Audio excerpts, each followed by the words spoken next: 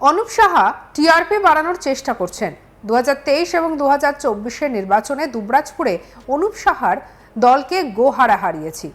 2026 যে নির্বাচন আসছে সেই নির্বাচনে অনুপ সাহার জমানত জব্দ করব। তিনি উস্কানি দিয়ে বাজার গরম করার চেষ্টা করছেন। অনুপ সাহার সঙ্গে কোর্টে দেখা হবে। অমিত শাহকে বিজেপি বিধায়ক চিঠি দিতেই বিরাট হুঁশিয়ারি কাজল শেখের। বললেন 26 তার জামানত জব্দ হবে। বীরভূম জেলার নিরাপত্তা চেয়ে দেশের স্বরাষ্ট্রমন্ত্রী অমিত শাহকে চিঠি পাঠিয়েছিলেন বিজেপি বিধায়ক অনুপ কুমার সাহা। তারপর পাল্টা অনুপ কুমার সাহাকে বীরভূম জেলা পরিষদের সভাধিপতি কাজল শেখ তীব্র আক্রমণ করেন। তিনি বলেন, অনুপ সাহা টিআরপি বাড়ানোর চেষ্টা করছেন। 2021 থেকে 2024 অনুপ সাহাকে মাঠে ময়দানে কোথাও দেখা যায়নি। 2023 ও 2024 নির্বাচনে দুবরাজপুরে অনুপ সাহার দলকে গোহারা হারিয়েছে। 2026 যে নির্বাচন আসছে সেই নির্বাচনে অনুপ সাহার জামানত জব্দ করব। বীরভূম তার সাফল্যমণ্ডিত হয়নি। তিনি উস্কানি দিয়ে বাজার গরম করার চেষ্টা করছেন। আমি তার বিরুদ্ধে আইনের দ্বারস্থ হব। অনুপ কুমার সাহার সঙ্গে কোর্টে দেখা হবে। কি বলছেন কাজল শেখ, শুনবো। অনুপ সাহা টিআরপি বাড়ানোর চেষ্টা করছে। 2021 থেকে 2024 অনুপ সাহাকে মাঠে ময়দানে কোথাও দেখা যায়নি। 2023 নির্বাচনে 2024 নির্বাচনে দুবরাজপুরে অনুপ সাহার দলকে গোহারা হারিয়েছি। 2026 যে নির্বাচন আসছে সেই নির্বাচনে অনুপ সাহাকে জামানা জব্দ করব। মুর্শিদাবাদে দাঙ্গা লাগিয়েছে বিজেপি অর্থাৎ অনুপ সাহার দল। বীরভূমে তারা সাফল্যমণ্ডিত হয়নি, বীরভূমে তারা সক্ষম হয়নি দাঙ্গা লাগাতে। তাই সাম্প্রদায়িক উস্কানি দিয়ে বাজার গ্রহণ করার চেষ্টা করছে অনুপ সাহার দল। আমি এর বিরুদ্ধে আইনের দ্বারস্থ হব এবং অনুপ সাহার সঙ্গে কোর্টেই দেখা হবে। এ বিষয়ে বিজেপি বিধায়ক অনুপ কুমার সাহা কি বলেছেন শোনাবো আপনাদের।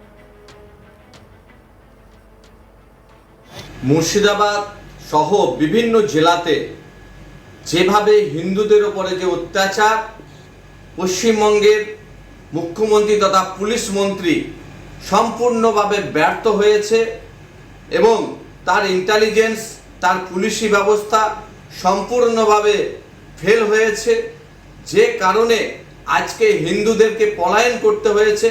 হিন্দুদের বাড়িঘর লুট অত্যাচার চরম সীমায় পৌঁছেছে, যে কারণে কেন্দ্রীয় স্বরাষ্ট্রমন্ত্রী অমিত শাহজিকে আমি পত্র লিখি এবং তার হস্তক্ষেপের দাবি জানাই। যেভাবে একের পর এক এই রাজ্যের মন্ত্রীরা বিভিন্ন ধরনের মন্তব্য করছেন, সেটা কখনোই মন্ত্রিত্বে থাকাকালীন এই ধরনের বক্তব্য দেওয়া যায় কিনা, এটাই আমার প্রশ্ন। অনুপ কুমার সাহা স্বরাষ্ট্রমন্ত্রীকে চিঠি লিখেছেন। পশ্চিমবঙ্গের বীরভূম জেলার দুবরাজপুরের নির্বাচনী এলাকার বিধানসভার সদস্য শ্রী অনুপ কুমার সাহা ওয়াকফ সংশোধনী পাশের পর রাজ্যে আইন শৃঙ্খলার ভয়াবহ অবনতি সম্পর্কে গভীর উদ্বেগের সঙ্গে আপনাকে লিখছি। মালদা, মুর্শিদাবাদ, দক্ষিণ 24 পরগনা এবং হুগলি জেলায় সাম্প্রতিক ঘটনাবলিতে যে অস্থিরতা দেখা দিয়েছে, যেখানে পুলিশের গাড়িতে আগুন লাগানো হয়েছে, নিরাপত্তা কর্মীদের লক্ষ্য করে হামলা চালানো হয়েছে, যা সাধারণ নাগরিকদের জীবন এবং নিরাপত্তার জন্য আতঙ্কের। উদ্বেগজনকভাবে আমি আপনাদের দৃষ্টি আকর্ষণ করতে চাই যে জেলা পরিষদের সভাপতি জনাব ফয়জুল হক এবং অন্যান্য সংখ্যালঘু নেতারা হিন্দু বাসিন্দা এবং বিজেপি নেতাদের হুমকি দিয়েছেন। রাজ্যের অনেক অংশে হিন্দু জনগোষ্ঠীর মধ্যে আতঙ্ক ছড়িয়ে পড়েছে। আর এই নিয়ে আমাদের কালিক শান্তনু হাজরার রিপোর্ট দেখাবো। বীরভূমে নিরাপত্তা চেয়ে দেশের স্বরাষ্ট্রমন্ত্রীকে চিঠি লিখলেন বীরভূমের দুবরাজপুর বিধানসভার বিজেপি বিধায়ক অনুপ কুমার সাহা। এবং সেই চিঠিতেই কিন্তু কাজল শেখ, বীরভূমের জেলা পরিষদের সভাধিপতি কাজল শেখ, তার বিরুদ্ধেও রয়েছে যে তিনিই নাকি উস্কানিমূলক বা অশান্তির বাতাবরণ সৃষ্টি করছে। এমনই বিস্ফোরক চিঠি লিখলেন দেশের স্বরাষ্ট্রমন্ত্রীকে বিজেপি বিধায়ক অনুপ কুমার সাহাকে। আর এই চিঠির পরই কিন্তু বেফাঁস তীব্র কটাক্ষ আক্রমণের তীর ছুড়ে দিলেন বীরভূমের জেলা পরিষদের সভাধিপতি কাজল শেখ অনুপ কুমার সাহাকে। অনুপ কুমার সাহার বিরুদ্ধে কাজল শেখ বলছেন টিআরপি বাড়ানোর জন্য এসব করছে। 2021 ও 2023 মাঠে ময়দানে ছিলেন না অনুপ কুমার সাহা। 2024-এর নির্বাচনে তারই বিধানসভা এলাকা থেকে তাকে গোহারা করে হারিয়েছে। এমনকি সামনে যে 2026-এর নির্বাচন রয়েছে সেই নির্বাচনেও কিন্তু অনুপ কুমার সাহার জমানা বাজেয়াপ্ত করবে, এমনই কিন্তু তীব্র হুঁশিয়ারি কটাক্ষ করেছেন বীরভূমের জেলা পরিষদের সভাধিপতি কাজল শেখ। কাজল শেখ কিন্তু রীতিমতো অনুপ কুমার সাহা চিঠিতেই মূলত কাজল শেখের নাম উল্লেখ করেছেন, কিন্তু বক্তব্যে কিন্তু কোনো কাজল শেখকে কোনো কটাক্ষ আক্রমণ করতে শোনা যায়নি। কিন্তু বীরভূমের জেলা পরিষদের সভাধিপতি কাজল শেখ একেবারে তীব্র নাম করেই অনুপ কুমার সাহাকে একবার না একাধিকবার নাম করেই কিন্তু তীব্র আক্রমণ কটাক্ষ করেছে।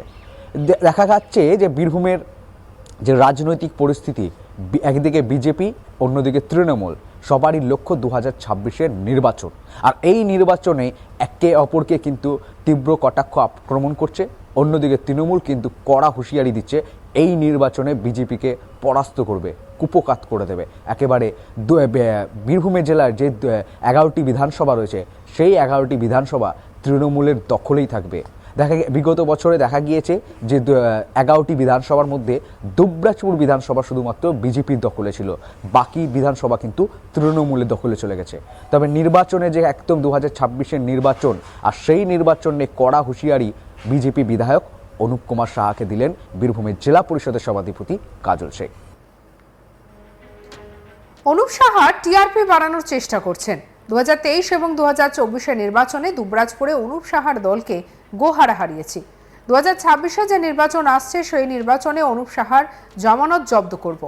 তিনি উস্কানি দিয়ে বাজার গরম করার চেষ্টা করছেন। অনুপ সাহার সঙ্গে কোর্টে দেখা হবে। অমিত শাহকে বিজেপি বিধায়ক চিঠি দিতেই বিরাট হুঁশিয়ারি কাজল শেখের। বললেন 26-এ তার জামানত জব্দ হবে। বীরভূম জেলার নিরাপত্তা চেয়ে দেশের স্বরাষ্ট্রমন্ত্রী অমিত শাহকে চিঠি পাঠিয়েছেন বিজেপি বিধায়ক অনুপ কুমার সাহা।